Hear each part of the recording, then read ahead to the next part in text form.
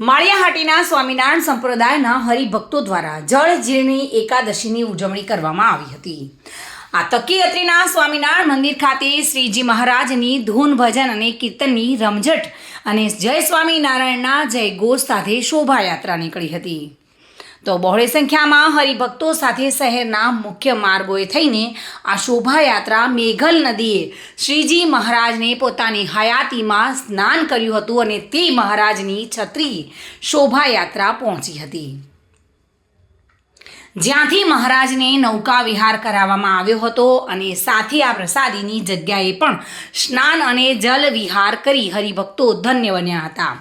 બાદમાં ત્રીના સ્વામિનારાયણ મંદિરમાં શોભાયાત્રા પરત ફરી સત્સંગ સભા અને ફરાળ પ્રસાદીનું સુંદર આયોજન સંચાલકો દ્વારા કરાયું હતું।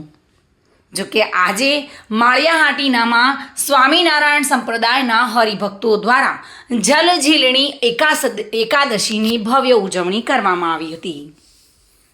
દર વર્ષની જેમ આ વર્ષે પણ અહીંયા માળિયા સ્વામિનારાયણ મંદિર તરફથી જલઝીલણી ઉત્સવનું આયોજન કરેલ છે।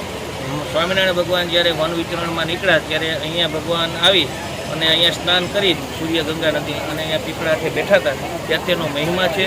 તો આપણે દર વર્ષે માળિયા સ્વામિનારાયણ મંદિર તરફથી ભાદરવા સુધી 11 દિવસે મંદિરેથી શોભાયાત્રા નીકળી ડીજે સાથે હરિભક્તો કીર્તન ગાતા ગાતા અહીંયા આવે છે અને અહીંયા આવી અને મહારાજને સ્નાન કરાવી છે, મહારાજની સાથે હરિભક્તો સ્નાન કરાવીએ, મહારાજની પછી આરતી કરીએ છીએ અને અદ્ભુત અનુભૂતિ થાય છે કે મહારાજ હયાતીમાં હોય અને જે આપણે એની સાથે સ્નાન કરતા હોય, સ્નાન કરી લીધા પછી ભાઈઓ અને બહેનો એ પાણી જે પ્રસાદીનું છે એમાં સ્નાન કરે છે। સ્નાન કરી અને બધા હરિભક્તો સાથે અહીંયા ફરાળ પ્રસાદની વ્યવસ્થા રાખેલ છે। તો દર વર્ષે જે હરિભક્તોને ખ્યાલ ન હોય કે વગર આમંત્રણ આપીએ, અત્યારથી બધાને આમંત્રણ આપું છું કે ભાદરવા સુધી 11 દિવસે માળિયા સ્વામિનારાયણ મંદિર ખાતે 9 વાગે પહોંચી જાય, તેથી શોભાયાત્રામાં જોડાય અને અહીંયા મહારાજની સાથે આનંદ ઉત્સવ કરે અને છેલ્લે અંતે મહારાજ અને ધામમાં ચડી જાય, ભગવાનના ચરણોમાં પ્રાર્થના કરીએ અને મહારાજ અહીં બેઠા હતા, આપણે અહીંયા છત્રીનું પણ પૂજન કરેલ છે અને દર્શન કરવા આવે તો એ છત્રી પણ બહુ મોટો મહિમા છે।